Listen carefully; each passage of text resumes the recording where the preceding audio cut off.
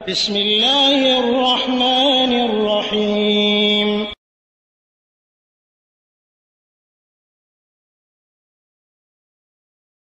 ওয়ালাইকুম আসসালাম ওয়া রাহমাতুল্লাহি ওয়া বারাকাতুহু। যে মুখলেস রহমান ভাই বাংলাদেশ থেকে জানতে চেয়েছিলেন যে আপনাদের মসজিদ বা যে কোনো মসজিদে যিনি ইমাম হুজুর তিনি মিলাদ পড়ান, কোরআন খানি করে, মিলাদ পড়েন, দুরুদ কিয়াম করেন, দুরুদ পড়েন, মানে ওই আজানের আগ দিয়া, মানে এক কথায় মিলাদ আর কি। তো এই সমস্ত হুজুর যারা, তাদের অবস্থা কি হবে কিয়ামতের দিন? জি সম্মানিত ভাইয়েরা, আমাদেরকে অবশ্যই জানতে হবে যে রাসূল সাল্লাল্লাহু আলাইহি সাল্লাম যে দিন দিয়ে গেছেন, সাহাবীগণ যে সমস্ত দিনে কথা বলে গেছেন, তার ব্যতি রেখে যদি কেউ আমল করে তাহলে তাদেরকে ওই ফিরকায়ের কথা বলা হয়েছে যে ফিরকা জাহান্নামে যাবে, যে দল জাহান্নামে যাবে, যে ব্যক্তি জাহান্নামে যাবে। কিছু আলেম হবে, কিছু হুজুর হবে, তারা জাহান্নামী হবে। তারা এই বিভ্রান্ত করার কারণে মানুষকে এবং বিপথে আমল করার কারণে, বেদাত করার কারণে কিয়ামতের দিন তাদের শাস্তি, ভয়ানক শাস্তি হবে এই বিদাত করার কারণে। যখন হাউজে কাউসারের পানি পান করার জন্য তারা যাবে, যে তারা তৃষ্ণার কারণে গলায় ছটপট করবে, শুকিয়ে যাবে, জানটা ছটপট করবে, তারা অসহায় অস্থির হয়ে যাবে। সেই সময় রাসূল সাল্লাল্লাহু আলাইহি সাল্লামের কাছে যাবে, তখন রাসূল সাল্লাল্লাহু আলাইহি সাল্লামের কাছ থেকে বাণী হবে, শব্দ হবে, সুকান সুকান লিমান গায়্যারা দ্বীন, তোমরা এখান থেকে দূর হয়ে যাও, যারা আমার পরে দিনকে পরিবর্তন করেছো, যারা আমার পরে দিনকে বিকৃতি করেছো, বেদাতে লিপ্ত হয়েছো, বেদাত করেছো, তারা এখান থেকে দূরে যাও, তারা এখান থেকে সরে যাও। তো এটা তো হুজুর হোক আর সাধারণ মানুষ হোক আর যেই হোক, দিন সঠিক দিন পাওয়ার পরও গোড়ামু করে যারা সঠিক দিন থেকে ছিটকে যাবে, আমল করবে শয়তানি আমল, কোরআন সুন্নাহর বাইরে আমল করবে, তাদের অবস্থা হবে এরকম। আরো ভয়ানক শাস্তির কথা তাদের বলা হয়েছে। আল্লাহ রাব্বুল আলামিন আমাদের সবাইকে সকল প্রকার শিরক বিদআত থেকে বেঁচে থাকার তৌফিক দান করুন। জাযাকাল্লাহু খাইরান, বারাকাল্লাহু ফিক। আসসালামু আলাইকুম ওয়া রাহমাতুল্লাহি ওয়া বারাকাতুহু। যে সম্মানিত দিনী ভাইরা, আশা করি সবাই ভালো আছেন। একটু বিষয়ে আপনাদের স্মরণ করাচ্ছি যে প্রশ্ন কয়েকদিন থেকে কিছু উত্তর দেওয়া বাকি ছিল, সেগুলো এখন দিতে হচ্ছে বা দিচ্ছি। এই প্রশ্নের উত্তর দেওয়ার সময় তো আপনারা আবার প্রশ্ন করতেছেন কেন? একটু ধৈর্য ধরেন, প্রশ্নের উত্তরগুলো শেষ হোক, তারপর আবার প্রশ্ন করবেন। মানে আপনাদের আবেগ দেখে আমার আশ্চর্য হচ্ছে। একটু ধৈর্য ধরেন, তারপরে প্রশ্ন করুন। প্রশ্নের উত্তর চলতেছে, এর মধ্যে আপনি আবার প্রশ্ন ঢুকাইয়া দিলেন, তাহলে কেমনে হলো? আপনার জন্য, আপনার সুবিধার জন্য, আপনার জানার জন্য, আপনার দিন শিখার জন্য যদি হয়, তাহলে আপনাকে অবশ্যই ধৈর্য ধরতে হবে। সহি দিন শিখতে হলে অবশ্যই একটু সময় লাগবে, ধৈর্য ধরতে হবে। বেদাতি দিন শিখা যায় দ্রুত, কিন্তু সহি দিনটা দ্রুত শিখা যায় না। আপনি এখন একটা প্রশ্ন করলেন, আবার একটা প্রশ্ন করলেন সে একই মুহূর্তে, তাহলে আপনি কোনটা মুখস্থ করবেন আর কোনটা আমল করবেন? সুতরাং একটা প্রশ্ন করুন, জানুন, আমল করুন, তারপর আর একটা করুন। প্রশ্ন উত্তর করা শেষ হোক, তারপর আপনার প্রশ্ন করুন। তো যাই হোক, এটা বিষয়টা খেয়াল রাখবেন, আপনাদের জন্যই বলতেছি, আপনাদের উপকারের জন্যই বলতেছি। আল্লাহ আলাম, আল্লাহ রাব্বুল আলামিন আমাদের সেই তৌফিক দান করবে। জাযাকাল্লাহু খাইর।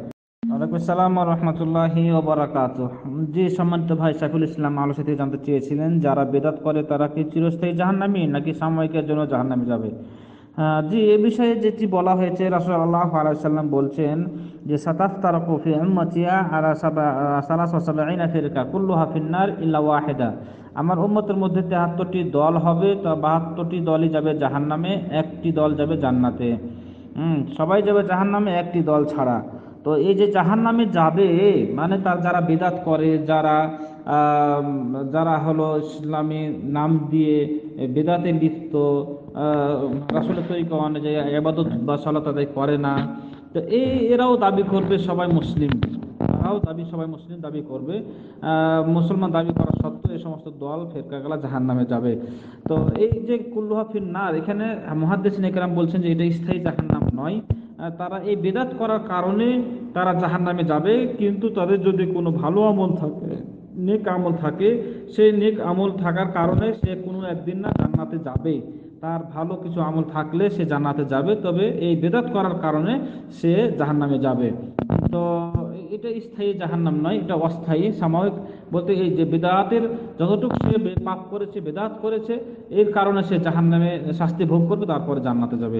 আল্লাহ রাব্বুল আলামিন আমাদের সবাইকে হেফাজত করুন। জাযাকাল্লাহু খাইর। ওয়ালাইকুম আসসালাম ওয়া রাহমাতুল্লাহি ওয়া বারাকাতুহু। সৌদি আরব থেকে মিজানুর রহমান ভাই দুইটি প্রশ্ন করেছিলেন। একটি হলো যে 4 রাকাত বিশিষ্ট নামাজে তৃতীয় রাকাত অথবা চতুর্থ রাকাতে গিয়ে সন্দেহ হচ্ছে যে 3 হলো নাকি 4 হলো, এক্ষেত্রে আপনি কি করবেন? জি সম্মানিত ভাই, এক্ষেত্রে আপনার করণীয় হলো যে এরকম সন্দেহ হয়ে গেলে সবসময় তিনটা ধরবেন, যে তিন হলো নাকি চার হলো।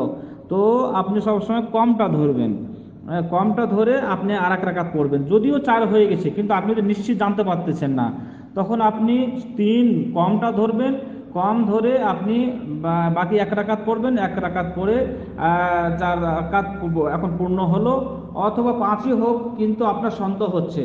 তো আপনি নামাজ পূর্ণ করলেন, তাশাহুদ পড়লেন, তাশাহুদের পর সালাম ফিরার আগে দুইটি সহসিজদা দিলেন।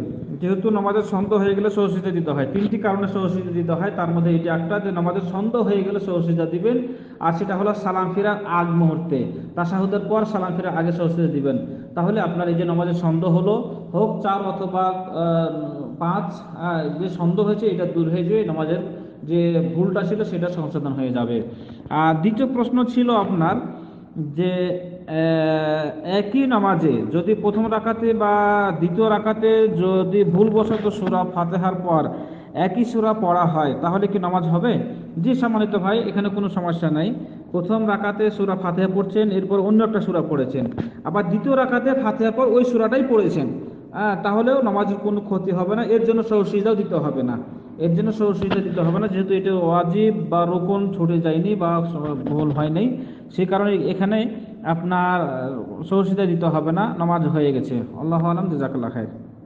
ওয়ালাইকুম আসসালাম ওয়া রাহমাতুল্লাহি ওয়া বারাকাতুহু। বাংলাদেশ থেকে শহীদ খান ভাই, আপনি একটা প্রশ্ন করেছিলেন, লিখিত প্রশ্ন, যে আমাদের দেশে অনেক মানুষকে দেখা যায় যে যারা বিবাহের পর স্ত্রীর কথা মতো চলে, শাশুড়ির বাড়ি ও এর লোকজনেরাই সব হয়ে দাঁড়ায়, কিন্তু নিজের বাবা মা যদি বেঁচে না থাকে, নিজের বাবা ভাই বোনের এবং আত্মীয় স্বজনের খবর নেয় না। এক্ষেত্রে শ্রেষ্ঠ ধর্ম ইসলাম কি বলে? যে সম্মানিত ভাই, এই ধরনের এই ব্যাপারে ইসলাম কি বলে এটা তো জানতেই পারতেছেন। হ্যাঁ, যে বিবেককে প্রশ্ন করলে এটা বোঝা যাচ্ছে যে আসলে কতটুক এটা জ্ঞানসম্মত, কতটুক শরীরসম্মত, আর কতটুক বুদ্ধিমতের কাজ। সুতরাং এই ধরনের কাজ যারা করে এরা হলো নিষ্ঠুর, এরা হলো অপদার্থ। আত্মীয় স্বজনের সাথে অবশ্যই রাখতে হবে, সম্পর্ক বজায় রাখতে হবে। তার মানে এই নয় যে সকল কিছু শ্বশুর শাশুড়ির জন্য আপনার জান প্রাণ দিবেন, আর এদিকে বাবা মা আছে, ভাই বোনেরা আছে, তাদের দিকে খেয়াল করবেন না। আর আত্মীয় স্বজন তো আসল আত্মীয় হলো জুল কোরাবাহ বা ফেরাবা, আত্মীয়দের নিকট আত্মীয়দের খোঁজ খবর নেওয়া, সম্পর্ক রাখা হলো তারাই যারা আপনার মিরাসের হকদার। আপনি মারা গেলে কি আপনার শ্বশুর শাশুড়ির সম্পত্তি পাবে? আপনার বোন পাবে, অথবা ভাই পাবে, বা বাবা পাবে। শ্বশুর শাশুড়ি তো কোশ্চিন কালো পাচ্ছে না, তাহলে এই দিকটা আগে খেয়াল রাখতে হবে। শাশুড়ি বা শ্বশুরের কথা শুনতে হবে, সম্মান দিতে হবে। তার মানে এই নয় যে নিজের মিরাসের যারা হকদার আত্মীয় তাদেরকে ছেড়ে দিয়ে স্ত্রীর কথা শুনে কোশ্চিন কালো নয়। সবার সাথে ভালো ব্যবহার করতে হবে, বাবা মাকে ঠিক রাখতে হবে, নিজের আত্মীয় স্বজন ভাই বোনকে ঠিক রাখতে হবে, তারপরে ওরা। সুতরাং এই বিষয়টা অবশ্যই খেয়াল রাখতে হবে। আল্লাহ তাআলা যেন আমাদের একেবারে নির্বুদ্ধি না করে দেন, বিবেকবান যেন হতে পারে, আমরা যেন বোকা না হয়ে যাই জাহিলিয়াতের যুগের মতো। আল্লাহ রাব্বুল আলামিন আমাদের হেফাজত করুক, অবশ্যই খেয়াল রাখতে হবে বিষয়টি। জাযাকাল্লাহ খাইর। ওয়ালাইকুম আসসালাম ওয়া রাহমাতুল্লাহি ওয়া বারাকাতুহু। বাংলাদেশ থেকে সাইফুল ইসলাম ভাই জানতে চেয়েছিলেন যে আমরা মুসলমানদেরকে সালাম বিনিময় করি, তাদেরকে সালাম দেই, কিন্তু হিন্দু খ্রিস্টান বা বিধর্মী যারা, তাদেরকে তো সালাম দেওয়া যাবে না। তো এমন কোনো শব্দ ব্যবহার করা যাবে কি তাদের ধর্মীয় অনুসারে, নমস্কার, আদব বা আরো অন্য কিছু? জি সম্মানিত ভাই, বিধর্মীদেরকে সালাম দিয়ে দেওয়া যাবে না, সালাম দিয়ে অভ্যর্থনা করা যাবে না, এটা সহিহ হাদিস দ্বারা সাব্যস্ত। রাসূলুল্লাহ সাল্লাল্লাহু আলাইহি ওয়াসাল্লাম বলছেন, তোমরা ইহুদি খ্রিস্টানদেরকে সালাম দিয়ে শুরু করো না, লা তাবদাউ বিস সালাম, যে তোমরা সালাম দিয়ে শুরু করো না ইহুদি ওয়ান নাসারা, ইহুদি খ্রিস্টানদেরকে বা অন্যান্য ধর্মীয় অবলম্বনকারীদেরকে, মুসলমান ছাড়া। তো এক্ষেত্রে বোঝা যাচ্ছে যে তাদেরকে সালাম দেওয়া যাবে না। তবে ওই সমাজে সালাম দেওয়া যাবে এভাবে, যেখানে মুসলিম আছে বা বিধর্মীয় আছে, এক জায়গাতে আছে মুসলমান, হিন্দু, খ্রিস্টান এক জায়গাতে আছে, বুঝতে পারছেন আপনি, তাহলে সেখানে সালাম দেওয়া যাবে যে আসসালামু আলাইকুম আলা মান ইত্তাবা আলাল হুদা, এভাবে সালাম দেওয়া যাবে। আর সরাসরি বিধর্মীদেরকে সালাম দেওয়া যাবে না। হ্যাঁ, অন্য শব্দ ব্যবহার করতে পারেন, যে শব্দের ভিতরে কোনো ইসলামের কোনো বিরুদ্ধাচরণ নাই বা ইসলামের খেলাফ নাই, বা তাদের যে শব্দ, সেই শব্দ যদি ইসলামের বিপক্ষে কোনো শব্দ না হয়, তাদের অর্থ জানতে হবে, নমস্কার দ্বারা কি বোঝাচ্ছে তারা, আদব দিয়ে কি বোঝাচ্ছে তারা, তাহলে যদি ইসলামের বিরুদ্ধাচারণ না হয়, কোনো শিরকের পর্যায়ে না যায়, তাহলে দেওয়া যাবে। তো সেই মানে সেটা আপনার তবে সেটা মানে বন্ধুত্বের ক্ষেত্রে নয়, সেটা আপনি তাকে ফিতনা থেকে বাঁচার জন্য, বা যদি প্রয়োজন হয় যে এখানে আমাকে বাঁচতে হবে, তাহলে সেখানে দেওয়া যেতে পারে। আর যদি এমনিতে সচরাচর সারাক্ষণ তাদেরকে আদব বা নমস্কার কিছুটু করা যাবে না, বন্ধু ছলে, তাদেরকে যদি মুসলমানের করার উদ্দেশ্য থাকে, ইসলামের দিকে নিয়ে আসার উদ্দেশ্য থাকে, তাহলে আপনি তাদের সাথে এইভাবে অন্য শব্দ ব্যবহার করতে পারেন দাওয়াত দেওয়ার ক্ষেত্রে। আল্লাহ রাব্বুল আলামিন সেই তৌফিক দান করুন। জাযাকাল্লাহ খাইর। আসসালামু ওয়া রাহমাতুল্লাহি ওয়া বারাকাতুহু। ইয়াসিন ভাই সৌদি আরব থেকে জানতে চেয়েছেন যে দুখুলুল মসজিদ বা তাহিয়াতুল মসজিদ, যে 2 রাকাত নামাজ, এটা কি ঢুকেই পড়তে হবে নাকি কিছুক্ষণ বসে তারপরে উঠে পড়তে হবে? জি সম্মানিত ভাই, এই নামাজটা হলো বসার আগেই পড়তে হবে। যে বসবেন তারপরে 2-4 মিনিট পর পড়বেন, এটা ঠিক নয়। তাহলে মসজিদের হকটা আদায় হলো না, আপনি এই সওয়াবটা থেকে বঞ্চিত হলেন। যেহেতু রাসূল সাল্লাল্লাহু আলাইহি সাল্লাম বলছেন, ইজা দাখালা আহাদুকুম মাসজিদা ফালা ইয়াজলিসা হাত্তা ইউসাল্লি রাকাতাইন, মানে বসা, ইয়াজলিস জুলুস, জালিস মানে বসা, আমরা জানি ইজলিস মানে বসো। তো এখানে রাসূল নিষেধ করছেন ফালা ইয়াজলিসা, কোশ্চিন কালো যেন সে না বসে, মানে এমনভাবে তাকে বলা হয়েছে যে সে যেন না বসে, 2 রাকাত নামাজ না পড়ে, অর্থাৎ 2 রাকাত নামাজ পড়বে তারপরে বসবে।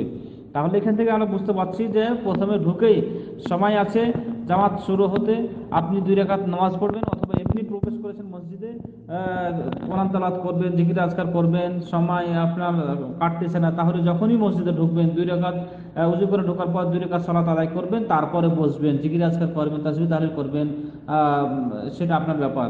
কিন্তু প্রথমেই আপনাকে 2 রাকাত নামাজ পড়তে হবে, 2 রাকাত নামাজ পড়েই বসতে হবে। আল্লাহু আলাম। জাযাকাল্লাহ খাইর। ওয়ালাইকুম আসসালাম ওয়া রাহমাতুল্লাহি ওয়া বারাকাতুহু। মালয়েশিয়া থেকে আব্দুল মোত্তালেব ভাই জানতে চেয়েছিলেন যে ফরজ সালাতের পর কি কি দোয়া বা জিকির রাসূল সাল্লাল্লাহু আলাইহি ওয়াসাল্লাম পড়েছেন, সে বিষয়ে জানতে চেয়েছেন সহিহ হাদিসের আলোকে। জি সম্মানিত ভাই, এটির উত্তরের আগে আপনাকে আমি পরামর্শ দেবো যে আপনার নামটা চেঞ্জ করবেন। আব্দুল মোত্তালেব নাম রাখা যায় না। মোত্তালেব আল্লাহ তাআলার কোনো সিফাতি নাম নাই যে আপনি আল্লাহর এই সিফাতি নামের বান্দা হলেন। আব্দুল মোত্তালেব মানে মোত্তালেবের বান্দা হয়ে গেলেন, যা রাসূল সাল্লাল্লাহু আলাইহি সাল্লামের দাদার নাম ছিল মোত্তালেব। তো সেভাবে তো নাম রাখা যায় না। আপনি হলেন আল্লাহর গোলাম, আল্লাহর দাসত্ব করেন, সেই হিসেবে আল্লাহ তাআলা সিফাতের নামের সাথে নাম যুক্ত থাকতে হবে। আব্দুর রহমান, আব্দুর রহিম, আব্দুল করিম, এভাবে। তো যাই হোক, আপনার প্রশ্ন ছিল যে সালাম ফিরার পর কোন দোয়াগুলো পড়া যায়, রাসূল সাল্লাল্লাহু আলাইহি ওয়াসাল্লাম পড়েছেন। জি সম্মানিত ভাই, ফরজ সালাতের পর যে সমস্ত দোয়াগুলো পড়তে হয়, অনেকগুলো দোয়া আছে। আমি আপনাকে পরামর্শ দিচ্ছি, হিসনুল মুসলিম যদি পান সেখান থেকে পড়ে নেবেন। হিসনুল মুসলিম বাংলাতেই আছে, সেখানে সালাম ফিরার পর দোয়া 25 নম্বর অধ্যায়ে, সম্ভবত 53 নম্বর পৃষ্ঠায় বাংলা হিসনুল মুসলিম, সেখানে আছে সালাম ফিরার পর দোয়া। এই দোয়াগুলো পড়বেন, এগুলো রাসূল সাল্লাল্লাহু আলাইহি ওয়াসাল্লাম পড়েছেন এবং সহিহ হাদিস দ্বারা সাব্যস্ত। যেমন প্রথমে হলো আস্তাগফিরুল্লাহ 3 বার, আস্তাগফিরুল্লাহ আস্তাগফিরুল্লাহ আস্তাগফিরুল্লাহ। এরপর আল্লাহুম্মা আনতাস সালাম ওয়া মিনকাস সালাম তাবারাকতা ইয়া যাল জালালি ওয়াল ইকরাম। এরপরে লা ইলাহা ইল্লাল্লাহু ওয়াহদাহু লা শারীকা লাহু লাহুল মুলকু ওয়া লাহুল হামদু ওয়া হুয়া আলা কুল্লি শাইইন কাদির। আল্লাহুম্মা লা মানি'a লিমা আতাইতা ওয়া লা মু'তিয়া লিমা মানা'তা ওয়া লা ইয়ানফুযাল জাদ্দু মিনকাল জাদ্দু। এভাবে আরও দোয়া আছে, আরও দোয়াগুলো আছে, অনেকগুলো দোয়া, সেগুলা নিয়মিত পড়বেন ফরজ সালাতের পর। বিশেষ করে আয়াতুল কুরসিও আছে এর মধ্যে, তারপরে সূরা ইখলাস, ফালাক, নাস আছে, এরপর আরও কিছু দোয়া আছে, সেগুলো পড়বেন। ইনশাআল্লাহ আল্লাহ তাআলা আমাদেরকে ক্ষমা করবেন এবং জান্নাত দিবেন। জাযাকাল্লাহ খাইর। ওয়ালাইকুম আসসালাম ওয়া রাহমাতুল্লাহি ওয়া বারাকাতুহু। জি আলামিন ভাই জানতে চেয়েছিলেন যে ছেলে মেয়ে যদি পাপ করে, সে পাপের ভাগীদার কি বাবা মাও হবে? জি সম্মানিত ভাই, এখানে বিস্তারিত আলোচনা আছে।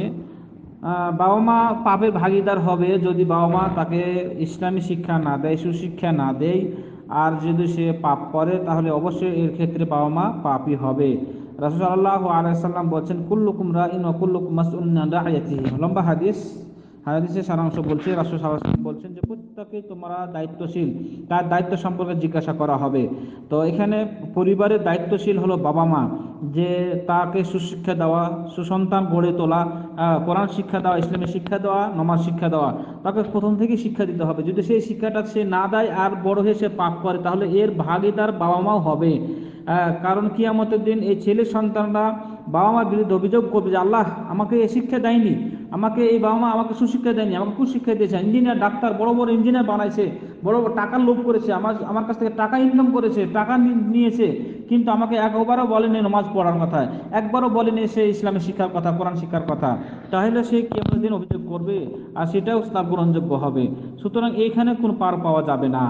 আর যদি দেখা যাচ্ছে যে সে শিক্ষা দিয়েছে কিন্তু শিক্ষা দেওয়ার পরেও সে কুসন্তান হয়ে গেছে, তাহলে সেই ক্ষেত্রে মাপ পাবে।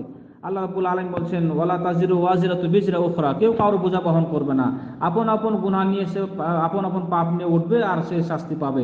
এক্ষেত্রে যদি সে শিক্ষা দিয়ে থাকে, চেষ্টা করে থাকে, শিক্ষা দেওয়ার পরও যদি সে শিক্ষা অর্জন করেনি, ভালো পথে না আসে, তাহলে সে দায়ী হবে, এখানে পাপ মুক্ত হবে। আল্লাহু আ'লাম। এই জন্য বলছি আরো বিস্তারিত আলোচনা আছে, আল্লাহ রাব্বুল আলামিন আমাদের সেই তৌফিক দান করুন। জাযাকাল্লাহ। ওয়ালাইকুম আসসালাম ওয়া রাহমাতুল্লাহি ওয়া বারাকাতুহু।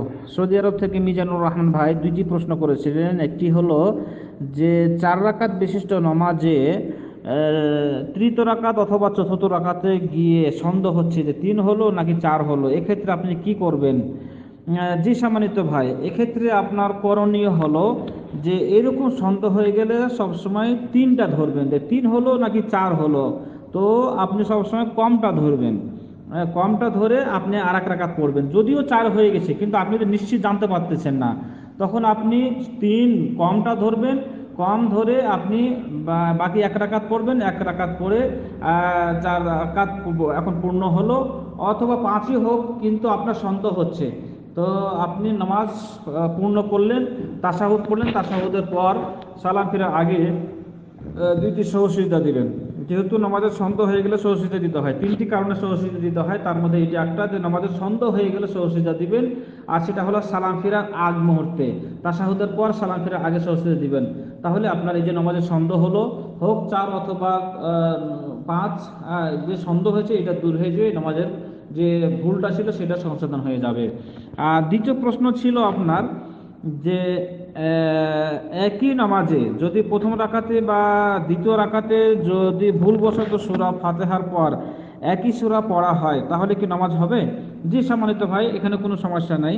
প্রথম রাকাতে সূরা ফাতিহা পড়ছেন, এরপর অন্য একটা সূরা পড়েছেন, আবার দ্বিতীয় রাকাতে ফাতিহার পর ওই সূরাটাই পড়েছেন, তাহলেও নামাজের কোনো ক্ষতি হবে না, এর জন্য সহসিজদাও দিতে হবে না, যেহেতু এটা ওয়াজিব বা রুকুন ছুটে যায়নি বা ভুল হয় নাই, সেই কারণে এখানে আপনার সহসিজদা দিতে হবে না, নামাজ হয়ে গেছে। আল্লাহু আ'লাম। জাযাকাল্লাহ খাইর। ওয়ালাইকুম আসসালাম ওয়া রাহমাতুল্লাহি ওয়া বারাকাতুহু। সৌদি আরব থেকে আব্দুল ওয়াহিদ ভাই জানতে চেয়েছিলেন যে পুরুষদের জন্য লাল ও হলুদ পোশাক পরা নিষেধ, মেয়েদের কি এই রং এর পোশাক পরা যায়? জি সম্মানিত ভাই, লাল পোশাক পরা নিষেধ ঠিক আছে, এবং হলুদ পোশাক মেয়েদের হোক পুরুষের হোক, এক কথায় যেটা মানে কাফেরদের সাদৃশ্য পোশাক সেটাই পরা নিষেধ। এখন পুরোপুরি লাল, একেবারে লাল সেটাই নিষেধ, আর কোনো কাপড়ের সাথে যদি লালটা যুক্ত থাকে, মিশ্রিত থাকে, তাতে কোনো সমস্যা নেই, সেটা পরতে পারে। কিন্তু পুরোপুরি লাল অথবা পুরোপুরি হলুদ যেটা নিষেধ করা হয়েছে সেটা হলো কাফেরদের সাদৃশ্য। যেমন দেখেন বর্তমানে বৌদ্ধরা তারা কি পরে, ওই পোশাকটা যেটা পরে লাল পোশাকটা, তাদের এটা ধর্মীয় পোশাক হিসেবে ব্যবহার করে। সুতরাং তাদের সাথে সাদৃশ্য না হয়ে যায়, এই জন্য আপনি তাদের সেটা পরবেন না, ওর সাথে অন্য কোনো কালার যুক্ত আছে সেটা পরতে পারেন। যেমনভাবে হিন্দুরা ধুতি পরে, মানে ধুতি তারা এমনভাবে পরে যে ওটাই তাদের ধর্মীয় পোশাক, তো ওই সাদৃশ্য রাখা যাবে না। সাদা পোশাক পরতে পারবেন, সিরেফ সাদা পরতে পারবেন, কিন্তু ওই স্টাইলে আপনি পরতে পারবেন না। অনুরূপভাবে আরও যে ইহুদি খ্রিস্টান বা কাফেরদের কোনো নির্দিষ্ট যদি পোশাক থাকে, সেই পোশাক থেকে আসলে বাঁচতে বলা হয়েছে, তাতে পুরুষ হোক মহিলা হোক, এর জন্য আসলে নিষেধ করা হয়েছে। আল্লাহ রাব্বুল আলামিন সেই তৌফিক আমাদের দান করুন। জাযাকাল্লাহ। ওয়ালাইকুম আসসালাম ওয়া রাহমাতুল্লাহি ওয়া বারাকাতুহু। মালয়েশিয়া থেকে হেলাল ভাই জানতে চেয়েছেন যে আপনি যে মালয়েশিয়া আছেন সেখানে মসজিদে ফজর নামাজে দ্বিতীয় রাকাতে রুকু থেকে উঠে বা রুকুর আগে সম্মিলিতভাবে মোনাজাত করা হয়, আসলে এটা শরীয়ত সম্মত কি না? আর আপনি বলছেন যে বা জানেন যে সম্মিলিত মোনাজাত করা বেদাত, কিন্তু এটা তো করতেছে তারা, তো শরীয়তে এই বিষয়ে কি বলে? জি সম্মানিত ভাই, এটা করা যাবে, যা সহিহ হাদিস দ্বারা সাব্যস্ত। রাসূল সাল্লাল্লাহু আলাইহি সাল্লাম করেছেন, বিশেষ করে ফজরে বা মাগরিবের নামাজে করেছেন। এটাকে বলা হয় কুনুতে নাজেলা, বিশেষ মুহূর্তে বিশেষ সময় যখন কোনো বিপদ এসেছে তখন এটা করা যাবে, অথবা কোনো মুসলমানদের উপরে নির্যাতন করা হচ্ছে, নিপীড়ন করা হচ্ছে, মুসলমানদের উপর জুলুম করা হচ্ছে, তখন আল্লাহ তাআলা সাহায্য কামনা করে এই কুনুতে নাজেলা পড়া যায়। যেটা কুনুতে দোয়া দোয়া কুনুত, এটা হলো বেতুন নামাজ, আর এটা হলো কুনুতে নাজেলা। আকস্মিকভাবে হঠাৎ করে কোন বিপদ এসেছে বা মুসলমানদের উপর নির্যাতন করা হচ্ছে, তখনই তাদের সাহায্যের জন্য আল্লাহ তাআলার কাছে দোয়া কামনা করা, আল্লাহ তাআলার কাছে সাহায্য কামনা করা, এইভাবে করা যায়। আর এটা ঠিক আছে, সেটা হলো ফজরের নামাজের আর মাগরিব নামাজেও যদি কেউ করে তাহলে করতে পারে। সহিহ হাদিসে সাব্যস্ত রাসূল সাল্লাল্লাহু আলাইহি ওয়াসাল্লাম করেছেন। হ্যাঁ, জাযাকাল্লাহ খাইর, বারাকাল্লাহ ফিক। কিন্তু এটা এটা ওই মোনাজাত সম্মিলিত মোনাজাত নয় যেটা নামাজের পর করা হয়, সালাম ফেরার পর যেটা সম্মিলিত মোনাজাত করা হয়, ওটা বিদআত, ওটার সাথে এর কোনো সম্পর্ক নাই। এটা হলো আলাদা, নামাজের মধ্যেই এটা হলো নামাজের মধ্যেই এই দোয়া কুনুতে নাজেলা এটা বলা হয়, আর এটা বিশেষ মুহূর্তে করা যায় আর কি। আল্লাহু আলাম। জাযাকাল্লাহ। ওয়ালাইকুম আসসালাম ওয়া রাহমাতুল্লাহি ওয়া বারাকাতুহু। জি, মনির খান ভাই সৌদি আরব থেকে জানতে চেয়েছেন যে কোন এক ভাই কাউকে 4 লক্ষ টাকা ধার দিয়েছে, আর সে এই টাকাটা পরিশোধ করবে প্রতি মাসে মাসে 6,000 টাকা করে দিয়ে, তাহলে কি এটা সুদের পর্যায়ে পড়বে নাকি ঠিক আছে? জি সম্মানিত ভাই, এই টাকাটা, এই 6 লক্ষ টাকা না 4 লক্ষ টাকা যদি সে পরিশোধ করে প্রতি মাসে মাসে 6,000 করে দিয়ে হোক 10,000 করে দিয়ে হোক, সেম টাকাটাই যদি দেয় তাহলে কোনো সুদ হবে না, সে এইভাবে দিতে পারবে। আর যদি এরকম কন্ট্রাক্ট থাকে যে দেখা গেল 6,000 টাকা করে দিতে থাকলো মাসে মাসে, আর 4 লাখ টাকার বেশি দিচ্ছে সে, তাহলে সেটা 4 লাখ টাকার বেশি যে টাকাটা দেবে সেই টাকাটা সুদ হয়ে যাবে। মানে যে টাকাটা সে নিয়েছে সেই টাকাটাই যদি দেয় হুবহু, তাহলে সেটা সুদ হবে না, কোনো সমস্যা নেই তাতে। মাসে মাসে দেখ, বছরে দেখ, আর 6,000 করে দেখ আর 10,000 করে দেখ। কিন্তু 4 লক্ষ বেশি যদি নেয় সে, তাতে যখনই নেক, এখন নেক, মাসে মাসে নেক, আর যখন নেক, একসময় দেখা গেল যে 4 লক্ষ টাকা বেশি তাকে জমা দেওয়া হলো, তাহলে বেশি টাকাটা সুদ হয়ে যাবে। আল্লাহ রাব্বুল আলামিন আমাদের হেফাজত করুন। জাযাকাল্লাহ খাইর। ওয়ালাইকুম আসসালাম ওয়া রাহমাতুল্লাহি ওয়া বারাকাতুহু। সৌদি আরব থেকে মিজানুর রহমান ভাই জানতে চেয়েছেন যে যখন নামাজের জন্য ইকামত দেওয়া হয় আর শেষে লা ইলাহা ইল্লাল্লাহ বলা হয়, তখন অনেকেই লা ইলাহা ইল্লাল্লাহ বলে মুক্তাদিগণ, অনেকে লা ইলাহা ইল্লাল্লাহ মুহাম্মাদুর রাসূলুল্লাহ বলে। আসলে এটা সঠিক কিনা, ঠিক আছে কিনা? জি সম্মানিত ভাই, সহিহ হাদিস বলতেছে যে ইমামে বা মুয়াজ্জিন যখন ইকামত দিবে বা আজান দিবে, মুয়াজ্জিন যা বলবে মুক্তাদিগণ তাই বলবে, মানে উত্তর সেটাই দিবে। শুধুমাত্র হাইয়া আলাস সালাহ, হাইয়া আলাল ফালাহ জায়গা ব্যতি রেখে হাইয়া আলাস সালাহ যখন বলবে তখন লা হাওলা ওয়ালা কুওয়াতা ইল্লা বিল্লাহ বলতে হবে। আর বাকি এই মুয়াজ্জিন যা বলবে তাই উত্তর দিতে হবে। তো ইকামত যখন দিবে তখন আপনিও আস্তে আস্তে মনে মনে তার সেই জবাবটা দিবেন। আর সর্বশেষ লা ইলাহা ইল্লাল্লাহ, সেখানেও লা ইলাহা ইল্লাল্লাহ বলবেন। এটা সহিহ হাদিসে যারা সাব্যস্ত। হ্যাঁ, ঠিক আছে। জাযাকাল্লাহ খাইর। ওয়ালাইকুম আসসালাম ওয়া রাহমাতুল্লাহি ওয়া বারাকাতুহু। সম্ভবত ঢাকা থেকে আল ফুয়াদ ভাই, আপনি কি প্রশ্ন করেছেন? আপনার ভয়েসটা পরিষ্কার বোঝা যাচ্ছে না, একেবারে লো সাউন্ড, সুতরাং আবার প্রশ্ন করুন। জাযাকাল্লাহ খাইর। ওয়ালাইকুম আসসালাম ওয়া রাহমাতুল্লাহি ওয়া বারাকাতুহু। যে ইন্ডিয়া থেকে এক ভাই জানতে চেয়েছেন যে দাড়ির যে নাকের কাছাকাছি যে দাড়ি গজায় সেটা কি দাড়ির সীমানা বা অন্তর্ভুক্ত? এখানে কোনো কাটলে কি সমস্যা? জি না সম্মানিত ভাই, দাড়ির যেটা সীমানা বলা হয়েছে সেটা ওই গালের উপর যে অংশটা দাড়ির সীমানার অন্তর্ভুক্ত নয়। তাহলে চোখ এবং নাকের যে পাশাপাশি, এই অর্থাৎ গাল, যেটা গাল বলি, অর্থাৎ চোখ এবং নাকের পাশাপাশি একটা হাড্ডির মতো মনে হয় গালের উপরে যে চোয়াল, সেটা দাড়ির অংশ নয়, এটা অন্তর্ভুক্ত নয়। তার নিচ থেকে হলো দাড়ির অংশ বা অন্তর্ভুক্ত। সুতরাং নাক এবং চোখ বরাবর যদি চলে যায় সেটা এটা পরিষ্কার করতে পারে, এটা দাড়ির অংশ নয়। এটা দাড়ির অংশ নয়, এটা দাড়ির অংশের বাইরে। জাযাকাল্লাহ খাইর। ওয়ালাইকুম সালাম ওয়া রাহমাতুল্লাহি ওয়া বারাকাতুহু। সৌদি আরব থেকে আব্দুস সামাদ ভাই জানতে চেয়েছেন যে আমাদের দেশের একটা প্রথা আছে বাচ্চাদের হাতের কড়ি, অর্থাৎ বাচ্চারা যখন হাতের লেখা শুরু করে তখন কোনো বড় একজন আলেমকে নিয়ে এসে তার হাত দিয়ে লিখিয়ে নেওয়া হয়, যাতে করে বরকত হয়, অথবা যেটাই হোক না কেন। তো এই ধরনের শরীয়তে কোনো ইতিহাস আছে কিনা বা কোনো বিধান আছে কিনা? জি না সম্মানিত ভাই, এই ধরনের এটা একটা কুপ্রথা। মানে এটাও আমি আপনার কাছ থেকে নতুন শুনতেছি যে এই ধরনের করা হয়। মানে কত রকম যে কুসংস্কার দেশে দেখবো আর শুনবো, আল্লাহ আকবার। মানে আস্তে আস্তে বের হইতে আছে কুসংস্কার গালা। বাচ্চা লিখতে শিখেছে, আপনি সুন্দর করে লেখাবেন বা লেখা শিখাবেন, এর জন্য আলেম ডাকতে হবে, এর জন্য কোনো বরকতের আশা করতে হবে, এটা ধরনের ভুয়া কথা। যখন বাচ্চা ভূমিষ্ঠ হয় তখন বিধান আছে যে কোনো বড় আলেম বা পরেশগার ব্যক্তির কাছ থেকে তাহানিক করে নেওয়া, যে খেজুর বা মিষ্টান্ন কিছু চিবিয়ে নিয়ে তার মুখে দিবে। এটা রাসূল সাল্লাম করেছেন, যদিও বলা হচ্ছে রাসূলের জন্য খাস। এরপরও যদি কেউ কোনো আলেমের কাছে করে নেয় তাহলে করে নিতে পারবে। কিন্তু এই যে হাতের লেখার জন্য আলেম ডাকতে হবে, হাতের লেখা শিখেছে তাই তার বরকত নিতে হবে, এই ধরনের ভুয়া কথা, এই ধরনের বিশ্বাস করতে হবে না। হাতের লেখা শিখেছে, পড়ালেখা শিখেছে, আপনি আল্লাহর কাছে দোয়া করেন বা আপনি নিজে শিখিয়ে দেন। হ্যাঁ, এটা যদি আপনি করতে পারেন, নিজে করেন, বা যার হাতের লেখা ভালো তার কাছে লিখে নিলেন, ওইটা দেখে দেখে অনুকরণ করলো, লেখাটা ভালো হবে, সেটা ব্যাপার ভিন্ন কথা। কিন্তু ওই ওই আকীদা পোষণ করা যাবে না যে হুজুর ডাকতে হবে। আল্লাহু আলাম, জাযাকাল্লাহ খাইর। আসসালামু আলাইকুম ওয়া রাহমাতুল্লাহি ওয়া বারাকাতুহু। জি সম্মানিত দিনে ভাইরা, এর আগেও বিজ্ঞপ্তি বা ঘোষণা দেওয়া হয়েছে যে প্রশ্নের উত্তর দেওয়ার সময় কেউ প্রশ্ন করবেন না। তো এই যে ইতিমধ্যেই দেখলাম দুইজন ভাই প্রশ্ন সেন্ড করতেছেন, উত্তরও দিচ্ছি। আসলে কি আপনারা বাংলা কথা বুঝতেছেন না, নাকি আসলে এটা কি বুঝতেছি না আপনাদের? এটা আপনাদের জন্য সুবিধার জন্য কিন্তু আসলে বলা যে প্রশ্নের উত্তর দেওয়ার সময় কেউ প্রশ্ন করবেন না, এটা আপনাদের সুবিধার জন্য, আপনাদের দিন শেখার জন্য, আপনাদের মনে থাকার জন্য। আর আমাদেরও কিছু সুবিধা অসুবিধা আছে, কারণ যখন প্রশ্নের উত্তর দিব আপনি প্রশ্ন করবেন, তখন একটা মানে গরমিল হয়ে যাবে, অনেক সময় কেটেও যায়, উত্তরটা কেটেও যায়।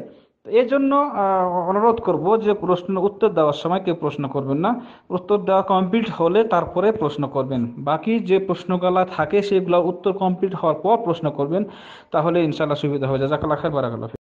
ওয়ালাইকুম আসসালাম ওয়া রাহমাতুল্লাহি ওয়া বারাকাতুহু। জি, সিলেট থেকে তাইজুল ইসলাম ভাই জানতে চেয়েছেন যে টয়লেটে তো আল্লাহর নাম নেওয়া যায় না, কিন্তু দেখা যাচ্ছে টয়লেট আর গোসলখানা এখন একসাথেই, তো সেখানে উজু করব কি কি করে? বিসমিল্লাহ তো বলতে হয়, তো সেখানে কি বিসমিল্লাহ বলা যাবে না? আর কাপড় ধুতে হয় বিসমিল্লাহ বলে, তো সেই ক্ষেত্রে কি করবেন? জি সম্মানিত ভাই, এই ক্ষেত্রে যদি আপনার সেই জায়গা ছাড়া কোনো পথ নাই, উজু করার বাইরে কোনো জায়গা নাই, তাহলে সেখানে আপনি আস্তে করে বিসমিল্লাহ বলবেন। যেহেতু ওখানে আপনার এটা ছাড়া কোনো পথ নাই, কোনো জায়গা নাই, সেই হিসাবে ওই উজু করার যে জায়গাটা সেটাকে আলাদা উজুর নিয়াত করবেন, যে এটা হলো আলাদা জায়গা, আর টয়লেটটা আলাদা মনে করবেন। ওখানে যদিও একই বাইন্ডিং এর ভিতরে, একই দেওয়ালের ভিতরে, তারপরও আলাদা যেহেতু করা আছে, সেই হিসাবে সেখানে আপনি আস্তে করে বিসমিল্লাহ বলে উজু শুরু করবেন। কোনো সমস্যা নেই, কারণ এখানে আপনার এটা ছাড়া আর কোনো জায়গা নাই। যদি জায়গা থাকে তাহলে বাইরে উজু করাটাই আপনার জন্য উত্তম, ভালো। আর আহ, উজুর দোয়াটা টয়লেট থেকে বেরিয়ে, মানে গোসলখানা থেকে বেরিয়ে বাইরে বলবেন, সেখানে না বলে সেটা বাইরে বলবেন, তাহলে ইনশাল্লাহ কোনো সমস্যা হবে না। আর বিসমিল্লাহ বলে কাপড় ধুতে হবে এই মর্মে কোনো হাদিস আছে বলে আমার জানা নাই। এটা আমাদের দেশে একটি মানে কুপ্রথা আছে যে বিসমিল্লাহ বলে তিনবার কাপড় ধুতে হয়, যদি নাপাকে কোনো কাপড় থাকে হয়, সেটা বিসমিল্লাহ বলে ধুতে হয়। এটা ভুয়া কথা। আপনি বিসমিল্লাহ, সব কাজে বিসমিল্লাহ বলতে হবে, তাই বলে কাপড় ধোয়ার সাথে স্পেশাল বিসমিল্লাহ বলতে হবে, এই ধরনের নিয়াত করা বা এই ধরনের আকীদা পোষণ করা ঠিক নয়। আপনি কাপড় ধুয়ে নিতে পারেন। আল্লাহু আলাম, জাযাকাল্লাহ খাইর। ওয়ালাইকুম আসসালাম ওয়া রাহমাতুল্লাহি ওয়া বারাকাতুহু। যে ঢাকা থেকে আল ফুয়াদ ভাই জানতে চেয়েছিলেন যে অনলাইনে বইয়ের ব্যবসা করেন বা বই লেনদেন করে থাকেন, তো সেখানে দেখা যায় যে কোম্পানি থেকে বই নিয়েছেন সেই কোম্পানির লেগো ব্যবহার না করে আপনার নিজস্ব একটা লেগো ব্যবহার করে থাকেন। এটা কাস্টমারকে কাস্টমার কাছে পৌঁছানোর জন্য বা বোঝানোর জন্য যে আমরাও আমাদের নিজস্ব একটা লেগো আছে বা নিজস্ব একটা আমাদের কোম্পানি আছে, যে সেটা আমরা সেল দিয়ে থাকি বিভিন্ন দেশে বা বিভিন্ন প্রান্তে। তো এই যে এইখানে লেগোটা ওর যে কোম্পানি যে বইটা সেল দিবেন সেটা ব্যবহার না করে নিজস্ব কোনো ব্যবহার করতে পারেন কিনা, এটা ধোঁকা হবে কিনা? জি না সম্মানিত ভাই, এখানে ব্যবসার ক্ষেত্রে ধোঁকা হবে না, যদি আপনাকে ওই কোম্পানি অনুমতি দিয়ে থাকে যে আমাদেরটা চেঞ্জ করে আপনার নিজস্ব, যেহেতু আপনি একটা ব্যবসা প্রতিষ্ঠান করেছেন, ব্যবসা প্রতিষ্ঠান আছে, আপনারও একটা স্বাধীনতা আছে, সেই হিসাবে আপনি যদি ব্যবহার করতে পারেন তার অনুমতি নিয়ে, তাকে আপনাকে অনুমতি দেয়, তাহলে কোনো সমস্যা নেই। আর যদি ওই কোম্পানি আপনাকে বা নিষেধ থাকে যে আমাদের এটা চেঞ্জ করার কোনো সুযোগ নাই অনুমতি ছাড়া, তাহলে আপনি এটা চেঞ্জ করতে পারেন না, যদি নিষেধ থাকে তার পক্ষ থেকে। আর যদি নিষেধ না থাকে, তার কাছ থেকে অনুমতি থাকে, তাহলে আপনি এটা ব্যবহার করতে পারেন, আপনি কাস্টমার ধরার জন্য এটা আপনি ব্যবহার করতে পারেন যদি অনুমতি থাকে। যেমন কোনো কোনো বইয়ে লেখা থাকে যে এই বইটা বিক্রয় নিষিদ্ধ, তবে কেউ বিক্রি করতে পারবে নিজস্ব ছাপানোর পর, ছাপানোর জন্য অনুমতি নিতে হবে কোম্পানির কাছ থেকে। ছাপানোর পর আপনি বিক্রি করতে পারেন। তো এরকম যদি আপনাকে অনুমতি দিয়ে থাকে যে আপনার কোম্পানিটা আপনি প্রচার করবেন, আর তার কাছ থেকে আপনি কিনে নিচ্ছেন, টাকা দিয়ে নিচ্ছেন, এমনি তো আর নিচ্ছেন না, সেই হিসাবে যদি আপনাকে অনুমতি দিয়ে থাকে তাহলে এখানে কোনো ধোঁকা হবে না, এখানে আপনার কোনো পাপ হবে না। আর কাস্টমার ধরার জন্য আপনি নিজস্ব লেগুর ব্যবহার করতে পারেন, নিজস্ব শিল ব্যবহার করতে পারেন যদি আপনাকে অনুমতি দিয়ে থাকে সে। আর যদি কড়াকড়িভাবে নিষেধ থাকে তাহলে সেখান থেকে এড়িয়ে চলতে হবে। আল্লাহ রাব্বুল আলামিন আমাদের সঠিকটা বোঝার তৌফিক দান করুন। জাযাকাল্লাহ খাইর। আসসালামু রাহমাতুল্লাহি ওয়া বারাকাতুহু। জি, আলামিন ভাই জানতে চেয়েছিলেন যে ছেলেরা মেহেদি ব্যবহার করতে পারে কিনা। জি না, এটা সম্পূর্ণ হারাম। এটা মেয়েদের জন্য জায়েজ আছে। ছেলেদের জন্য মেহেদি ব্যবহার করা হারাম। তবে মেহেদি ব্যবহার করতে পারে দাড়িতে, দাড়িতে ব্যবহার করবে, চুলে ব্যবহার করবে, বাকি হাতে পায়ে এখানে ছেলেরা ব্যবহার করতে পারে না, এটা তাদের জন্য হারাম। আর হলুদের বিষয়ে, যে গায়ে হলুদ মাখা বা ব্যবহার করা, সেটা করতে পারে, সেটা দিতে পারে। তবে তার যে মুহরিম সে দিতে পারে, তার নানি, তার দাদি, তার মা, তার বোন, তারা মাখায় দিতে পারে। কিন্তু অন্য কেউ নয়, ভাবি, চাচাতো বোন, মামাতো বোন, মানে যারা মুহরিম না তারা দিতে পারবে না, মাখাইতে পারবে না। এটাও হারাম। শুধু তার মুহরিম যারা আছে তারা আহ, দিতে পারে, বা গায়ে হলুদ দিতে পারে, মাখায় দিতে পারে। আল্লাহ আলম। জাযাকাল্লাহ খাইর। আসসালামু রহমতুল্লাহি ওয়া বারাকাতুহু। কুয়েত থেকে তারিক ভাই জানতে চেয়েছিলেন যে যে কোনো পশু পাখি জবাই করার সময় কি কেবলার দিকে মুখ করা বা কেবলামুখী করা কি জরুরি, নাকি না করলে চলে? জি সম্মানিত ভাই, এটা হলো সুন্নাত। এটা সুন্নাত যে কেবলার দিকে তার মুখটা, বা যিনি জবাই করবেন তিনি কেবলামুখী হয়ে জবাই করবেন, এটা হলো সুন্নাত। জরুরি বা লাজেম বা আবশ্যক, ওয়াজিব নয়। হ্যাঁ, যদি কেউ ছেড়ে দেয় তাহলে সুন্নাতের বরখেলাপ হলো, তার জবাইটা হালাল হয়ে যাবে কিন্তু সে সুন্নাতকে ছেড়ে দিল, যা রাসূল সাল্লাল্লাহু আলাইহি সাল্লাম করেছেন, কেবলামুখী হয়ে জবাই করেছেন। এবার ব্যাপারে দলিল আছে, সাব্যস্ত আছে। সুতরাং কেবলামুখী হয়ে জবাই করবেন, এটা হলো সুন্নাত, ওয়াজিব নয়। যদি কেউ না করে তাহলে তার ওই পশু খাওয়া যাবে, কোনো সমস্যা নাই। আর বিসমিল্লাহ বলাটা, বিসমিল্লাহ আল্লাহু আকবার বা বিসমিল্লাহ শুরুতে আল্লাহর নাম নেওয়া, এটা হলো ওয়াজিব। ওখানে ওটা বলতেই হবে, কিন্তু কেবলামুখী হওয়াটা ওয়াজিব নাই। তো সুন্নাত, অবশ্য সুন্নাতটাও একটা রাসূলের আদর্শ, সেটাও পালন করতে হবে, চেষ্টা করতে হবে। জাযাকাল্লাহ খাইর। আসসালামু রাহমাতুল্লাহি ওয়া বারাকাতুহু। জি, সাইফুল ইসলাম ভাই বাংলাদেশ থেকে জানতে চেয়েছিলেন যে আপনি কোনো একটা বিষয়ে নিজে নিজে পরিকল্পনা করেছেন কিন্তু কোনো সময়ের অভাবে বা কোনো সমস্যার কারণে সেটা করতে পারেননি, তাহলে কি এটা ওয়াদার বরখেলাপ হবে? জি না, এটা ওয়াদার বরখেলাপ হবে না। ওয়াদা হয় বা নজর হয় বা কসম হয় কোনো ব্যক্তিকে কেন্দ্র করে, কোনো ব্যক্তির সাথে কথাবার্তা হচ্ছে, সেক্ষেত্রে। কিন্তু নিজে নিজে যেটা করবেন, বলা হয়েছে কোনো ব্যক্তি যদি ভালো কাজের পরিকল্পনা করে আর সেটা যদি সম্পূর্ণ নাও করে তাহলে নিয়াত করার কারণে সে সব পেয়ে যাবে। আর পক্ষান্তরে যদি কেউ আহ, খারাপের চিন্তা ভাবনা করে নিজে নিজে, যে অমুক কাজটা আমি আজকে করব, বা অমুক কাজটা আজকে সম্পাদন করার নিয়ত করেছে, তাহলে যতক্ষণ পর্যন্ত সে খারাপ কাজটা সম্পাদন না করে, যতক্ষণ পর্যন্ত খারাপ কাজটা বাস্তবায়ন না করে, ততক্ষণ পর্যন্ত তার গুনাহ লেখা হয় না। কিন্তু তার বিপরীতে ভালো কাজের নিয়ত করলে নেকি লিখে দেওয়া হয়, আর বাস্তবায়ন করলে তো তার জন্য আরো ডবল নেকি লিখে দেওয়া হয়। সুতরাং এ ধরনের যদি নাও করতে পারেন তাহলে ইনশাল্লাহ এটা ওয়াদার খেলাফ হবে না এবং পাপ হবে না ইনশাআল্লাহ। জাযাকাল্লাহ খাইর। আসসালাম ওয়া রাহমাতুল্লাহি ওয়া বারাকাতুহু। জি, শরফুদ্দিন ভাই বাংলাদেশ থেকে জানতে চেয়েছেন সূরা মুজাম্মিলের 17 নম্বর আয়াতের অর্থ। জি, এখানে আয়াতে আল্লাহ তাআলা বলছেন ফাকাইফা তাত্তাকুনা ইন কাফারতুম ইয়াওমান ইয়াজআলুল বিলদানু শিবা, যে তোমরা যদি অস্বীকার করো তাহলে কিভাবে আত্মরক্ষা করবে সেই দিন, যেই দিন আল্লাহ তাআলা করে দিবেন কিশোরদেরকে, শিশুদেরকে বৃদ্ধ করে দিবেন, বৃদ্ধ পরিণত করে দিবেন। সেই দিন তোমরা কিভাবে আত্মরক্ষা করবে, অর্থাৎ এখানে কিয়ামতের দিনকে বলা হয়েছে। আর এই আয়াতের আগের আয়াতের সাথে সম্পর্ক আছে যে আল্লাহ তাআলা ওই কাফেরদেরকে, মুশরিকদেরকে হুমকি দিয়ে বলছে যে রাসূলকে যদি তোমরা অস্বীকার করো তাহলে তোমরা সেই দিন কিভাবে আত্মরক্ষা করবে, কিভাবে বাঁচবে। যেই দিন বয়স্ক হয়ে যাবে বাচ্চারা, শিশু বাচ্চারা বৃদ্ধ পরিণত হয়ে যাবে, তাদের চুল গলা পেকে যাবে, সেই দিনের ভয়াবহতা দেখে, সেই দিনের যে কঠিন থেকে কঠিনতম দিন, সেই দিনের অবস্থা দেখে বাচ্চারা বৃদ্ধে পরিণত হয়ে যাবে, আল্লাহ তাআলা তাদেরকে বৃদ্ধ করে দিবেন। তো এই এই দিন তোমরা কিভাবে বাঁচবে? যেই দিনের ব্যাপারে বলা হয়েছে আসসামা ও মুনফাতিরুম বিহ, তারপরে আয়াতে যে আসমান বিদীর্ণ হয়ে যাবে, চৌচির হয়ে যাবে, ফেটে যাবে, আর আল্লাহ তাআলা কানা ওয়া'দুহু মাফউলা, তার ওয়াদা বাস্তবায়ন করবেন। এখানে আসলে কিয়ামতের ভয়াবহতার কথাই বলা হয়েছে। আল্লাহু আলাম, জাযাকাল্লাহ খাইর।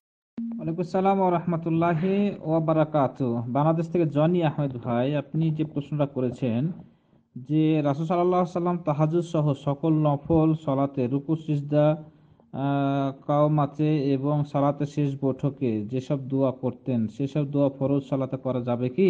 করলে কি কোনো সমস্যা আছে? আসলে প্রশ্নটা আমি বুঝলাম না। রুকু সিজদা দোয়া তো সব এক, ফরজ নামাজে, সুন্নাত নফল তাহাজ্জুদ সব নামাজে এ তো একই। রুকু তো রুকুই। এখানে তাহাজ্জুদের রুকু আলাদা, ফরজ নামাজের আলাদা, নফল নামাজের আলাদা, এরকম তো নাই। রুকুতে ফরজ নামাজে যে রুকুতে যে দোয়া পড়বেন, নফল নামাজে, তাহাজ্জুদ নামাজে, সুন্নাত নামাজে তাই সেই দোয়া পড়বেন। সিজদাতে যে দোয়া পড়বেন সেই দোয়া, সে দোয়া সিজদাতে পড়বেন। হ্যাঁ, এখন যদি অতিরিক্ত দোয়া পড়তে চান, আপনি একাকী নামাজ পড়তেছেন, তাহাজ্জুদ নামাজ বা ফরজ নামাজ, তাহলে সিজদাতে যে কোনো দোয়া আপনি যতক্ষণ পারেন পড়েন, কোনো সমস্যা নাই। সুন্নাতও পারেন, তাহাজ্জুদও পারেন, বা ফরজ নামাজও পারেন। হ্যাঁ, এটা আপনার ইখতিয়ার। তবে জামাতে যখন আপনি নামাজ পড়বেন তখন তো ইমামের ইক্তেদা আপনার করতে হবে। তাই সংক্ষিপ্ত বা যত ইমামের ইক্তেদা করার কারণে আপনি যতটুকু পারেন সেই দোয়াটা পড়বেন, ততটুকু দোয়া পড়বেন। কিন্তু আলাদা তো কোনো দোয়া নাই। রুকু, সিজদা, তাশাহুদ তো সব একই দোয়া। আল্লাহু আ'লাম, জাযাকাল্লাহ খাইর।